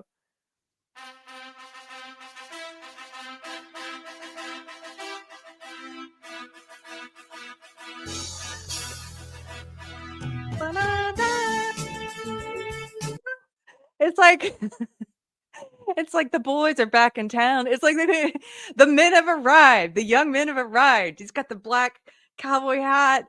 Talk about symbols, and he's just freedom and independence. He's got the American flag, and they're just boldly walking through the crowd with the American flags. And yes, I loved this. And again, like I said at the beginning, I never thought I'd be the person who got real excited about what a bunch of frat boys were doing. Oh my, go, you go. And this is in Chicago. That theme. Yes. Nice. Nice. Hey, Brahma. Hey, Brahma Bull. So I want to see more of this, young men. And remember your principles when you go out there. There's a video I'm sure some of you have seen. We'll get to that in a second. Remember what you stand for when you're out there. Don't behave like them. Don't engage in the stuff they engage in. Don't engage in violence. Don't block people from going to classes. Don't destroy the campus. Don't trash it. Don't graffiti. Don't tear statues down. Don't do any of that. I haven't seen you guys doing that stuff yet. Good. Remember what you stand for and your values before you go out there. But continue going out, I say, with a very simple presence of, hey, we're here for America. That's it. Because you're countering their hatred, their confusion, their ideas that they can't even articulate, their convoluted reasoning. You're countering all of their bad behavior with your good. So continue with the good behavior. That would be my plea to young college men from an old lady. Okay, let's see. I've got more. That was just my favorite because they slowed it down with the music. Okay, here's one. This is from Ole Miss, and they're all cheering. Okay, so they started singing at some of these colleges. It was, again, this happened at more than one college. They started singing patriotic songs. The governor there shared this one. Governor, what's his name? Governor Tate Reeves.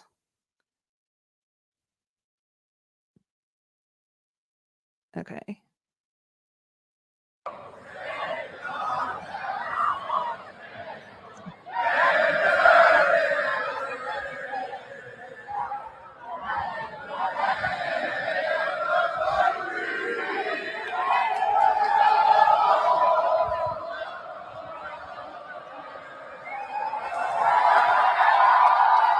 Yeah.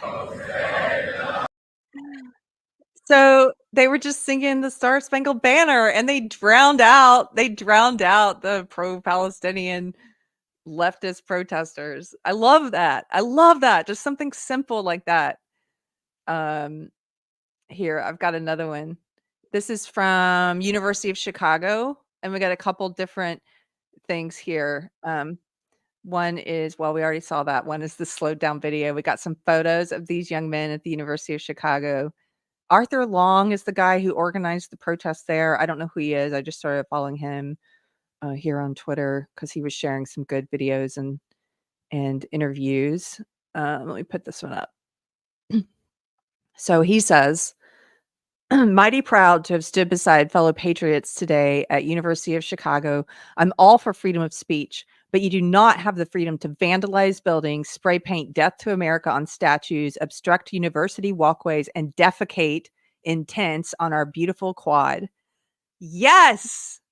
Thank you. And look at these guys. It's mostly men, right? It's mostly young men. Where are the women at? Ladies, take a note. Take a note, ladies. What are you doing? You're too busy wearing your mask and your scarf and your rainbow lapel pin and where are you? What's gone wrong with you? This is good. I love this. You see my face? Show me your face. Now,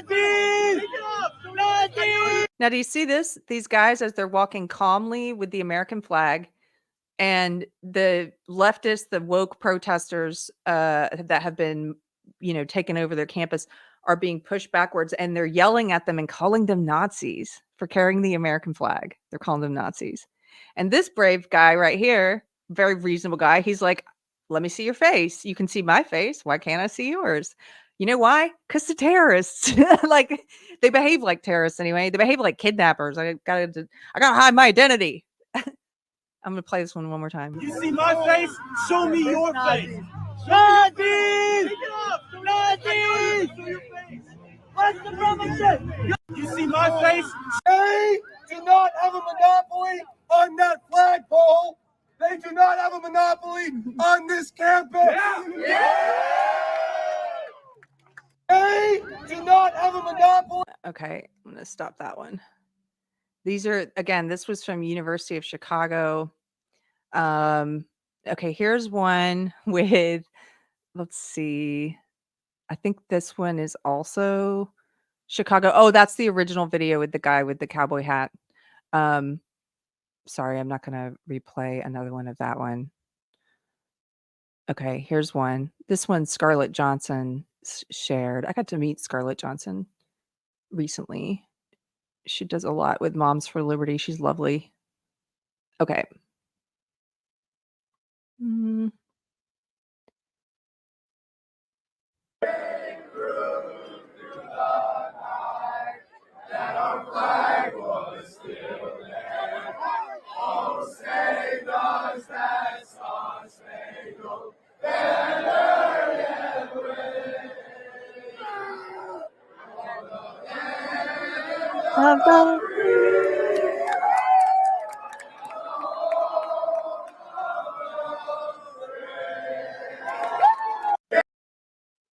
Okay. This one was Ole Miss. I know it because I see that Black woman there who is the subject of one of the videos I'm about to show you. I wanted to show you all the great stuff first. Let me show you one more. This was UNC Chapel Hill. This is a campus I visited quite a lot because it wasn't too far from Duke, and I had some friends who went here. And this is just great. This is from a student named Alex Jones. Yes, that's his real name. Can you imagine? Can you imagine being named Alex Jones? I might change my name. Be like, Alex Jones, not that one. I'm not, no shade on Alex. I'm just saying the name is so recognizable and he's such a controversial figure. If you had a name like that, it'd be like if your name was like Joe Biden, right? Like, not that one. Anyway, look at this student. His name is Alex Jones. And he says, yesterday, my fraternity brother, Estrard Geller, I can never say this last name. Garamo, I can't say it. It's a Spanish last name. And I were photographed holding up the American flag in the quad of UNC Chapel Hill during the protests. Since then, these images have spread, receiving media coverage nationwide. Look at them. I just love this picture. Again, look at the young men standing up for the flag. I love it. Where are the women at? Where are the ladies at? Come on, ladies. Look at these guys keeping it from touching the ground. I love it. That kind of respect. You don't see that much of it anymore. And so it is encouraging to see it from young people. A reverence for something, a reverence for what the flag is supposed to mean, for what it's supposed to mean.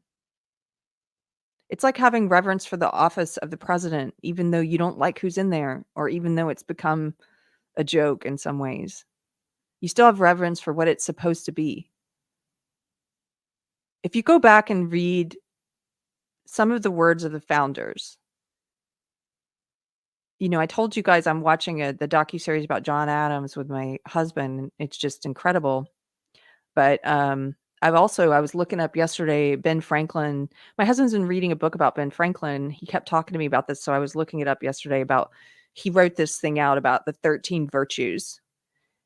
And it's sort of like Jordan Peterson's 12 Rules for Life before Jordan Peterson wrote it, right? It was Ben Franklin writing the 13 Rules for Life. But he was basically, it's a guy who's looking for self-improvement, and he's evaluating himself every day and trying to be a better man and a better human. And he goes through and creates this list of 13 virtues that he wants to grow in himself. And if you read those writings of founding fathers and you look at how thoughtful they were and how well-intentioned, you understand what it was supposed to be. And I think if you're a sincere person, you can't help but have reverence for that sincerity and that thoughtfulness and those good intentions. And just because it's become a clown show today doesn't mean that that's what it's supposed to be. And so it's very nice to see these young men showing reverence for the flag at a time culturally when nobody's doing that, right? Very few people are doing that. Well, so Bishop Pack says supposed to, so admittedly doesn't. Right now, I'm not too impressed with American government. No, I don't. I think it's become much larger than the founders intended, and that's an understatement. And I don't think that a lot of the leaders are standing up for American values right now. I mean, many of them, including our president, are attacking the Constitution. Even they're attacking the Second Amendment. In some cases, they attack the First Amendment. They don't have any reverence or regard for that document. And so, in some cases, yes, I think it's become a joke, but that's not what it's supposed to be. And I think we can get it back what it's supposed to be. I don't know if that answers your question well. If not, I can try to be more clear, but I just wanted to put up this bit of ego stroking from the Thrifty Chickadee. She says, Kara, you are not an old lady. LOL. Thank you, honey. Thank you very much. Jason. Oh, dude, good to see you. Haven't seen you in a while. Jason. 5 Canadian bucks. Good to hear from you. Thank you for the super chat. He says it's bizarre how many young women buy into woke anti-Semitism and illiberal or totalitarian ideologies. The devouring mother archetype is real. Yes. I think it's fascinating. I think it's probably because in some respect women have been cut loose culturally from the mothering role. You know, the sexual revolution and the consequences of the sexual revolution and how the birth control became ubiquitous just everywhere, and it just the fact that abortion is treated as birth control, and culturally the messaging that women of my age definitely grew up receiving of kind of poo-pooing being a wife, poo-pooing being a mom. I don't know about you guys, but my generation definitely received the message. I received the message that being a breeder, it was called negatively, being a breeder was something to look down on, and that women should prioritize career first and be a boss bitch, right? A boss babe. And it utterly failed to give my life meaning and purpose, putting career in that number one slot. Even though I was successful at what I was doing and it came with a lot of money and cultural prestige, working in entertainment, it didn't give my life meaning and purpose. And so, but I think you have a lot of women who've been cut loose from that and they're looking for meaning and purpose. They're killing themselves, working 9-to-5 jobs. They're recording these TikTok videos. We've seen tons of them now of these young women crying on TikTok about how they can't make ends meet, on one single wage. One of them, I saw one where she was like, I mean, I don't want to get married, but maybe I gotta find a husband because I can't live on one wage alone. And, I can't cover my rent. And we've seen all these videos and it's like, yeah, you're killing yourself. You know what happened when women entered the workforce en masse? I'm not saying, hear me out. I'm not saying women shouldn't be able to work. Of course, if you want to, you should be able to. I'm just saying a consequence of that happening culturally when it became the norm for women to enter the workforce is that you doubled the workforce. So of course the salaries decreased. And so now you almost need 2 salaries in a lot of cases to be able to provide for a family. That's a consequence of doubling the workforce. And if you want to go back to that traditional method where you only have one part of the couple working, it's going to be a little bit harder than it used to be because now salaries are a lot lower. All these things, it all affects this, right? Why you see so many women in woke, but they're killing themselves in these careers. They've been told that meaningless sex with lots of people is fulfilling and it's empowering. And they're finding that that's not true. A lot of them get their hearts broken. A lot of them waste a lot of time being a slut and and don't find that fulfilling. a lot of them are falling in love with the guys that they're just having casual hookups with. And they're looking for meaning and purpose, and social justice and woke gives them a modern day cool moral code. This is the way to be a good person. This is meaning and purpose, is to get out in these streets, and whatever the issue is for whatever oppressed people issue it is today. It might be pink pussy hats one day, it might be BLM another day, and now it's Gaza. But here it is, ladies. Here's your meaning and purpose. Get out here and mother the world. Fulfill that mother instinct by serving the so-called oppressed peoples, the oppressed groups. It's very appealing to women, more than men. It fills that mothering part of our nature that a lot of women aren't fulfilling by being mothers. And that a lot of them probably are not even aware is a part of them. They wouldn't even recognize that's what they're doing with this belief system, but they are. They wouldn't describe it as that, probably, being that it's part of a mothering nature. But that mothering nature is being perverted and polluted and used with evil ends by social justice woke ideology. Sorry, that was a bit of a rant, but you made me think about that.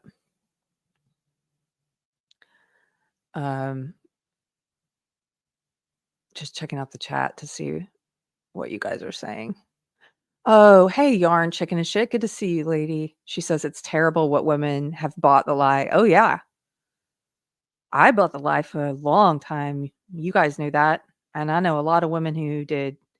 And I hope the young women wake up and get off this crazy train. I'm not as convinced. I mean, it looks like the young men are waking up. They have incentive to wake up, though. They have more incentive to wake up because they're in, the oppressor group of men. But women, they don't have as much incentive to wake up because they can use this ideology for their own ends. Like, this ideology says that we women are an oppressed group. So it's like, it's a disincentive to leave. And they're not waking up in the same level. I want to show you guys something else. Well, hey, look at this. Before I move on, I had this video queued up too. When I was talking about how they're trashing the campuses, this is one of the college campuses. I think this one's UCLA. I'm going to turn the audio off. We don't need the audio here. I just want you to look at how they're leaving these campuses when it's just disgusting. The person who shared that said, this is Marxism. Yeah, it is. This is Marxism. They don't. Do people who care about the people leave a place like this? Do people who care about anything other than themselves and their own narcissism, do they leave a place like this? Look at all this stuff they've destroyed over here in the upper left. This is disgusting. They don't have any respect for anyone or anything. Don't tell me that these people care about a war that's happening or they care about who's dying. They don't care at all. They don't care at all. And another reason I know they're insincere? Because these same people were the ones who were at this Austin City Council meeting speaking on behalf of mutilating and sterilizing kids. They don't care about kids. They don't care about kids dying in a war. Look at how they left this place. Yeah, it does tell me something about them as people and their character to trash a place like this. These are disgusting people, arrogant. You know how Josh Slocum on Disaffected talks about you could tell a lot about the person who doesn't put the shopping cart back in the shopping cart holder because they don't care about anyone else. This is that on a massive scale. This is much worse than not putting the shopping cart back. We just trash a whole campus. Oh, but we're on the right side. We're on the side of we want to end a war. We care about people dying. You don't give a shit about anything or anyone. And this disgusting display is what tells me that. I mean, there's a lot more that tells me that too. The fact that you can't articulate your opinions. But this here, I'm sorry, just, yeah. And take a look at this and tell me these are the good guys. No.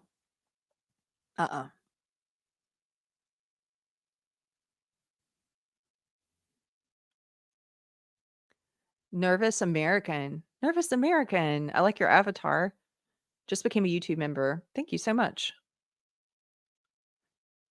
Okay, I've got one more thing I'm gonna pull up that I wanna show you. I had so many videos queued up, but, these things always go quite a bit. Um, this is just a stat that's been shared a lot. Let me see if I can find this. Oh, by the way, on Wednesday, while I'm looking for this, I'll tell you guys. On Wednesday, we're gonna be uh doing another live pop culture at 8 o'clock Central. And the subject on Wednesday night is 70s 70s feminism, 70s second wave feminism as broadcast through television. We're going to be looking at old 70s TV shows and how they dealt with the second wave feminist movement and how they portrayed it, and portrayals of feminism in the media at that time. So we've been looking at some old news reports and things, and it's pretty interesting. I saw some old news reports from Australia in the 70s where they're interviewing these women. I'll show you on Wednesday. I'm not going to show you now, but they're interviewing these women on the street in 1976 in Australia. And they had declared 1976 as the year of the woman, the International Year of the Woman. And they go out, and it's an old vintage news report where they're just talking to women of all ages, and they're like, "What does the International Year of the Woman mean to you?" And it's these women with babies in their arms and stuff, and old ladies, and they're like, "Nothing." It's so based. And they're like, "Don't you care about women's lib?" And the women are like, "No, I just want to continue my life as I've been doing it." And I just thought it was pretty interesting because Australia is like pretty woke now. It's kind of sad. But looking at these women of all ages in the 70s in this news report, and they were just not having it. They're like, "I don't care about any of this ideology that was being pushed." Okay, here we go. This is a chart. Some of you have probably seen this going around. There's a couple different articles about this. I'm just going to pull up the graphics. You can see. You don't have to be able to read it because you can see it there in blue and red.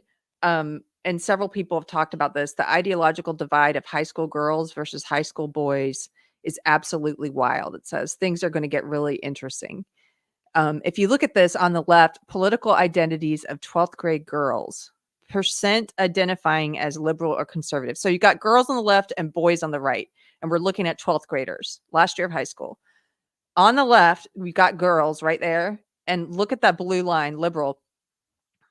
It's trending up. And look below it, conservative. It's going down.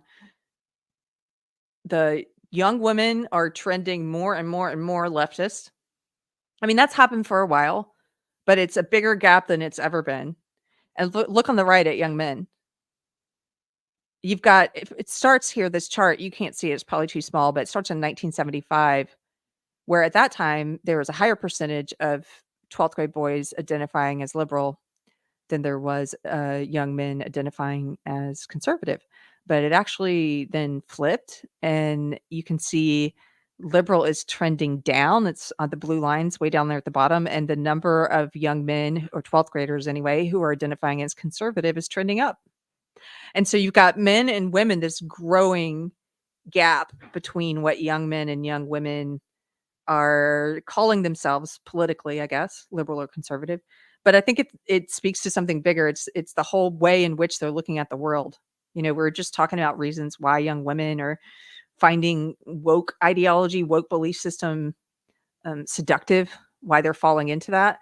And I think young men, I keep hearing that Gen Z it's on track to become the most conservative, possibly the most conservative generation since the greatest generation. Well, that remains to be seen, but I think it's possible. And so these young men are rejecting woke. They're rejecting woke. And what does that bode? How does that bode for relationships between young men and young women? Because their whole way in which they view the world is different. Their whole belief systems are different. I know a lot of young men who are or have heard stories of friends with young sons, young adult male sons, who are getting interested in Christianity, who are interested in something meaningful, who are pursuing truth, who want to understand what's happening in this world. And I just wonder what's going to happen, because the young women seem to be going the other way. and totally falling into this communist identity Marxism. Tiger. Sorry, guys. My dog. He was over there trying to dig a hole in the couch. To his credit, he stopped and looked at me all guilty when I said his name. Okay, we're going to stop sharing this. Anyway, those are some thoughts I had today. I'm very interested in what's happening with young men. I'm excited. There's more. Oh, I didn't show you the. Okay, wait. Before I go, I do have to address this. I don't want people to think I ducked it. I'm not ducking it. There was a video that's gone viral from one of these. I didn't show you all of them. There was one where they were at one of the universities. They were playing Born in the USA, which was great. I had a lot pulled up, but I will show you this one because it is important. It's viral. And I'm going to show you a version of it from one of my friends on Twitter, Malcolm Flex. Here we go. This one was from Ole Miss. And you're going to see on the left one of the leftist woke protesters who is this very overweight Black woman who looks kind of like Lizzo. In fact, they were calling her Lizzo. Not just overweight, obese.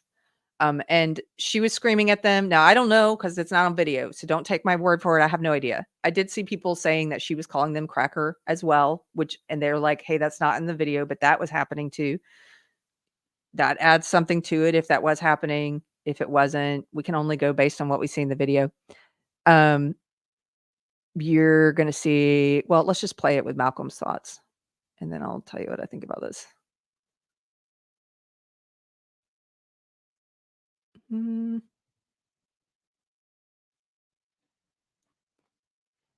All right, so yeah, we're sitting there watching it. Right now, it's a Black woman, Palestinian protesters.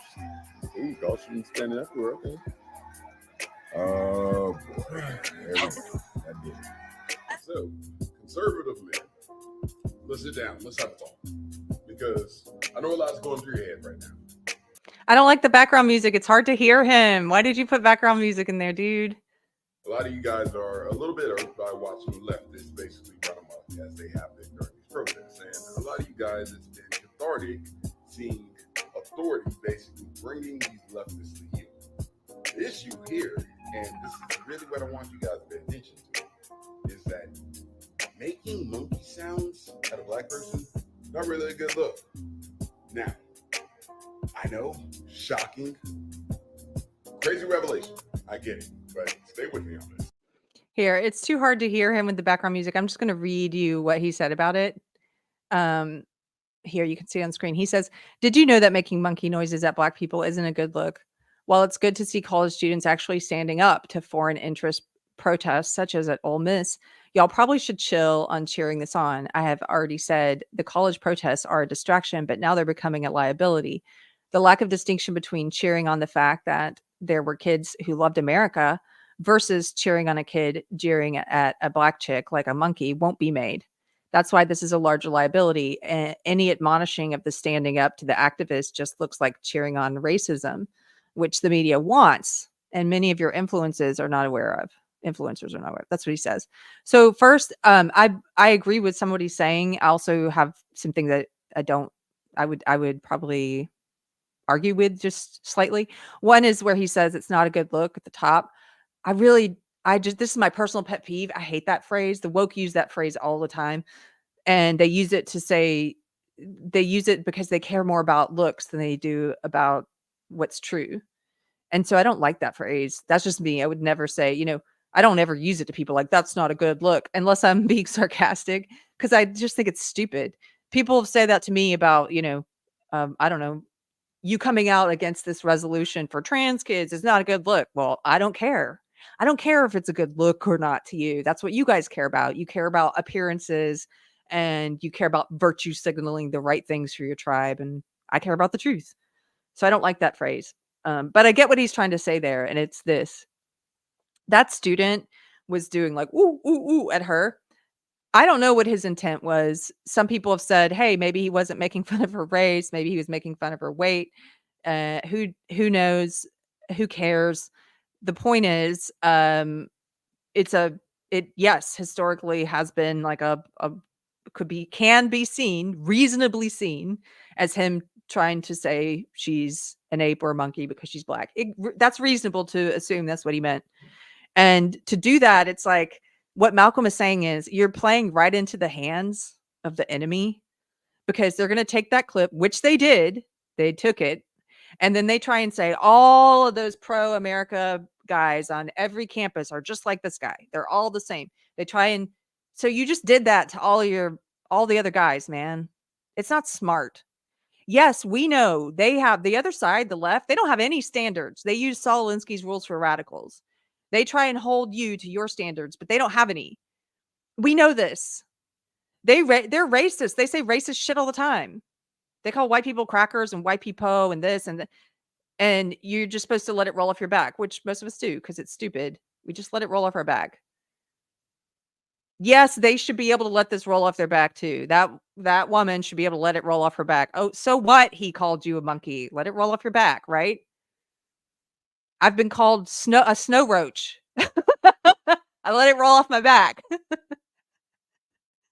Because it's like if somebody's judging me for my race, like they're not worth me getting upset about them. It's like I don't know. It's just dumb if that's all they have to attack me over. So yes, there's a double standard. Yes, she should let it roll off her back and the media shouldn't seize on it. But of course they are going to seize on it in a way that they don't seize on racism against white people. Yes, they're going to seize on it. And so what Malcolm's saying that I agree with is like, dude, be smarter. You're just giving them a loaded gun. Like, here, come after us on this. Paint us all like this. That's all he's saying. I agree with that.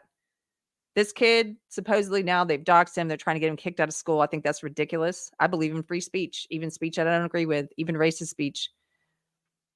He wasn't blocking the walkway so nobody could go to class. He wasn't defacing private or public property. He wasn't forcing classes and graduation ceremonies to be canceled. He wasn't engaging in violence against anyone. He was saying words and doing a monkey gesture that you may not like. That's speech. That's actually free speech, people.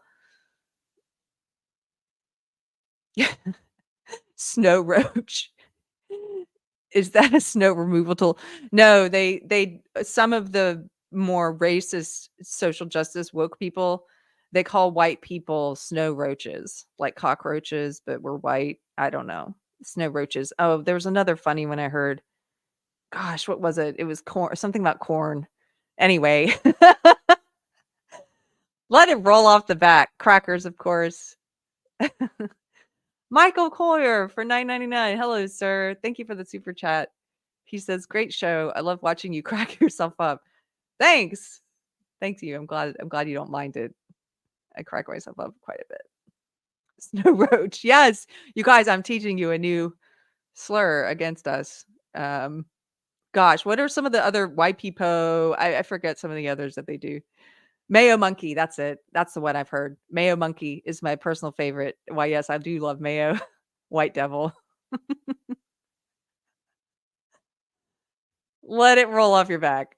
Yeah, exactly, Mike. All speech, no matter how vile, should be free to say, just as free people are free to counter. Yes, and you can say what you think about him doing that, et cetera, but it's free speech. I think it's dumb. I think he just gave them a loaded, kind of like a loaded gun, is a metaphor, to come after all of the pro-America young men. That sucks, man. That sucks. So just be a little smarter, dude. And if you do have those beliefs, I don't know what he believes. I can't read his mind. But if he is someone who's like, black people suck, well then I wouldn't want to be associated with you. I think that's as dumb as any other kind of racism. I think it's as dumb as anti-white racism. So he could also have been joking, and that's not what he meant. I don't know. One point that somebody made on Twitter, which is true though, is that because they've misused the word racism for so long, and they've called everybody who's white a racist incorrectly, and because they've been racist towards white people now for so long, and shown that that's socially acceptable, there's a lot of young white guys who don't care about that anymore. And that's understandable. They don't care about you calling them that anymore, whether they are or not. And I think you're starting to see that. And I think you're starting to see some of them saying, you know what? I am going to do a racist. Like that guy might have been thinking this will be funny because I'm not supposed to do it. Because I'm not supposed to do this joke about Black people. Maybe that's where his motivation came from. I don't know. But there's that spirit among some people who are like, the word doesn't mean anything anymore to a lot of these young people. I've heard that a lot of Gen Z uses it like a joke. Like they'll text each other, like, don't be racist, do you, like in a joking way about, do you want to have hamburgers or hot dogs? Let's go get hot dogs. Don't be racist. Like they'll just say it about everything because they think it's a joke because it's overused. It's used incorrectly. And then real racism is ignored. So these are the conditions you created, leftists. Frying Pants. Hey, Frying Pants, for $10. Thank you for the super chat. Says, I would like to buy you some mayo, man. Thanks for another excellent show. Thank you. Thank you for supporting Deprogrammed. I'm more of a mustard gal myself, but I'll take it. I like mayo in limited situations. Like I like it in a Southern kind of, if you're making a potato salad, it's got to have some mayo in it. Or if you're making a deviled eggs, it's got to have a little bit, but still heavier on the mustard for me. Josh Slocum and I disagree on this. Sammy Ray for $2. Thank you for the super chat. Says, my favorite is Arctic Menace. There's a whole list on Twix. I never heard Arctic Menace. That's hilarious. Arctic Menace. So funny. I have no prejudice about mayo. Yeah, I'm not. It's just, it's pretty low down on my list of condiments. And I have to say, I mean, almost every other kind of mustard comes first, and ketchup and even relish comes ahead of mayo for me. One of my unpopular opinions. Okay, guys, I saw some of you saying you got to get out of here. So do I. I appreciate you hanging out. And as always, if you like the video, if you disagree, if you agree, leave comments below. It helps the algorithm. If you have something to say, I don't even care if it's you disagreeing. Of course, leave that also. If you like the show, please share it. But really, the speech I gave at Austin City Council, if that's an issue you care about trans and kids, and you think that video, it's only 2 minutes. If you think that argument might reach someone who's on the fence, please consider sending them that video, because those are the kind of people who I want to see it. People who either aren't aware of what's happening to kids or they are on the fence about their opinion on it. Thank you guys for hanging out. Thanks for supporting Deprogrammed. And I'll see you on Wednesday, 8 o'clock Central Time. Myself and Mr. Chris are doing a live pop culture, and we'll see you then. Take care. Bye.